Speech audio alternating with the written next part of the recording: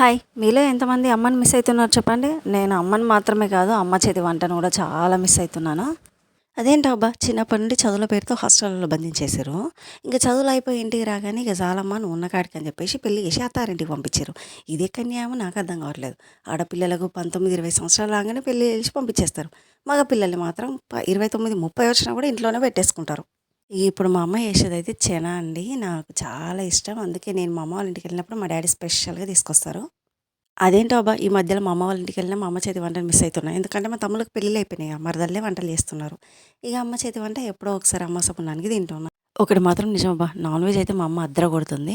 Special వెజ్‌లో అయితే పప్పు చారు అబ్బా! నా సామిరంగా ఇవి వదలాలనిపియది.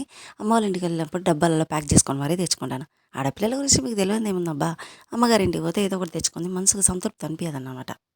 ఈ చెన ఒకటే కాదు, చెనతో పాటుగా మా అమ్మ చేపల కర్రీ కూడా చేస్తుంది. చేపల పులుసు అదిరిపోయింది.